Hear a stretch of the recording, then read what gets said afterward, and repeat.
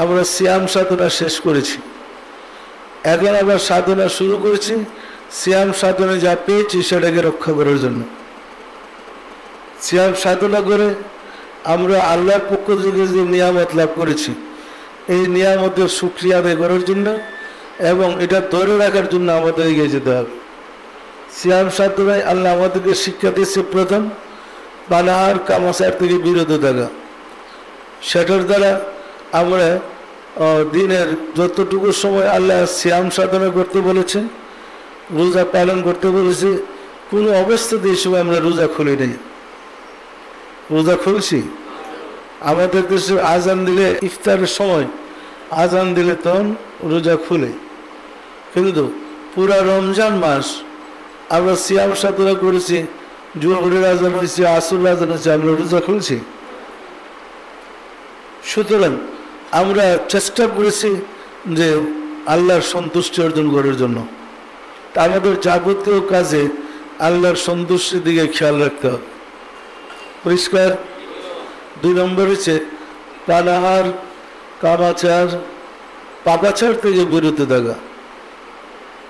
আমরা 3য় ধাপে উত্তীর্ণ হয়ে সিয়াম সাধনার পাশাপাশি পাপের কাছ থেকে বিরত থাকার জন্য সিদ্ধান্ত নিয়েছি এবং সাধনা করে সেরকম মঞ্জিল এবং সুগম বুঝেছি।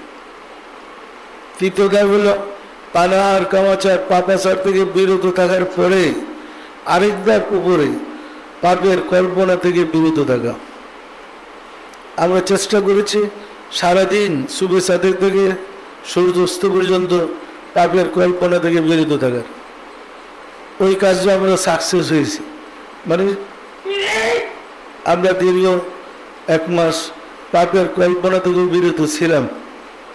এরপর আমরা যে শিক্ষা নিয়েছি সেটা হলো পানাহার কামাচার পাপাচার পাপের কল্পনা থেকে বিরত থাকার পরে সর্বাবস্থায় আল্লাহর স্মরণে থাকা।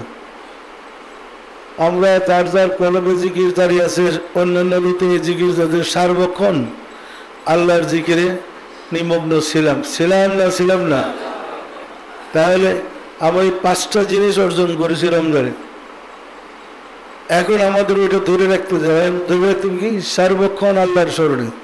তারপরে সর্বক্ষণ যদি কলমে আল্লাহকে স্মরণ রাখেন, আপনার শয়তান ওয়াসওয়াসা দিবে কেমনে, পাপ করবেন কেমনে? আপনি তো আল্লাহরও ধরে রাখতে পারবেন না, মুর্শিদকে ধরে রাখেন। বুঝেন না? এবার করবেন মুর্শিদকে সবসময় ধরে রাখেন, মুর্শিদি আল্লাহকে নিয়ে আপনার কাছে থাকবে। পরিষ্কার না? পরিষ্কার না? সুতরাং দেখেন আমাদের দেশে মাছ ধরে বড়শি দিয়ে, ধরে না খালি বড়শি দিয়ে মাছ ধরে, তারটা আল্লাহরে পাবেন কেমনি? খালি বড়শি দিয়ে মসজিদকে সামনে রাখেন, আল্লাহ এমনি এসে ধরে দেবেন। আমি কি বুঝে বলতে পারছি?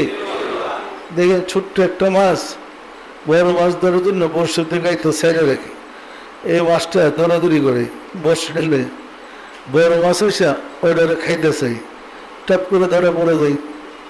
পরিষ্কার না? পরিষ্কার না? মসজিদ কিন্তু আল্লাহর জাত, মসজিদের মাধ্যমে আল্লাহকে বলতে হবে।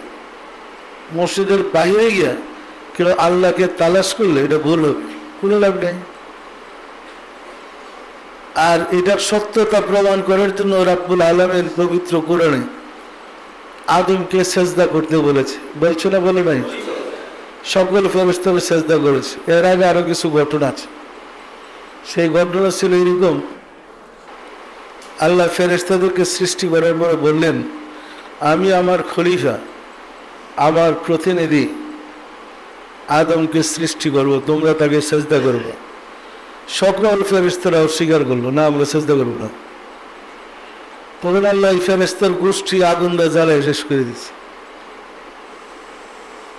দ্বিতীয়বার আবার ফেরেশতা সৃষ্টি করছে, সৃষ্টি করে বলছে আমি আমার প্রতিনিধি খলিফা আদম সৃষ্টি করবো, তোমরা তাকে সেজদা করবো।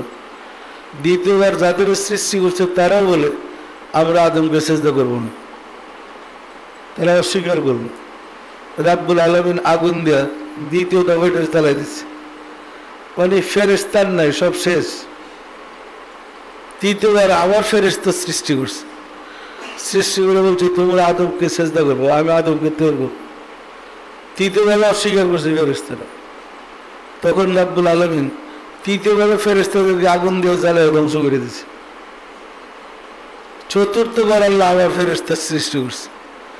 ফেরেশতার সৃষ্টি করে ফেরেশতাদের নেতা মুআল্লামুল মালাকুল উস্তাদ একজন বানাইছে। যখন আল্লাহ আবার ফেরেশতাদেরকে নির্দেশ করলেন, আমি জমিনের মুখে আমার প্রতিনিধি পাঠাতে চাই, সে হবে আমার প্রতিনিধি, তোমরা তাকে সেজদা করবা। সকল ফেরেশতারা ভাঙনা নিল। এলাকা তো 3 দফা ধ্বংস হয়েছে, কিন্তু লিডারে মানতে পারল না। তৃতীয়বার চতুর্থবারও লিডার কয় আমি তার চেয়ে শ্রেষ্ঠ। পরিষ্কার না? পরিষ্কার না? পরে তুমি যখন শ্রেষ্ঠ, তোমার শয়তানি বানিয়ে দিলাম, যাও। পরিষ্কার?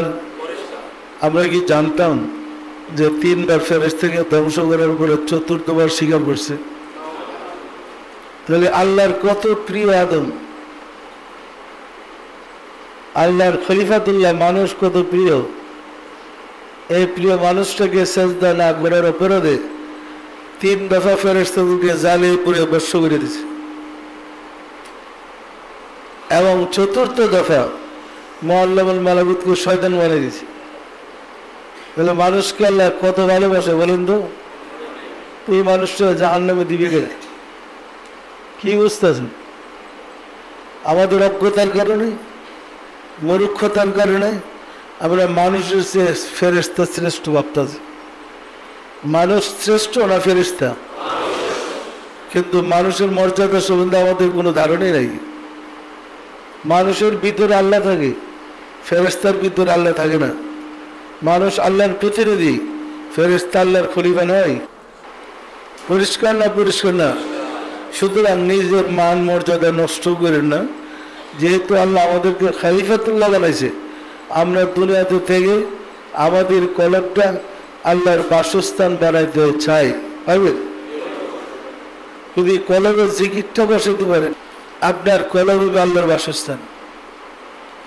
তো আপনার কলব যদি আল্লাহর বাসস্থান হয়, এর চেয়ে বেশি সম্মান আর কি পেতে চান? আছে নাকি? সুতরাং মহব্বতের সাথে তরিকার আমলগুলো করেন, আর মানুষ শয়তান থেকে নিজেকে বাঁচান। মানুষ শয়তানের পরামর্শ শুনলেন? ওরা যদি টিভিতে বলে শিরিক বেদাত, শুনলেন? সুতরাং সতর্ক থাকুন মানুষ শয়তান থেকে। আসুন রব্বুল আলামিনের সাহায্য চাই, তিনি যেন দয়া করে আমাদেরকে কবুল করে নেন। আমিন।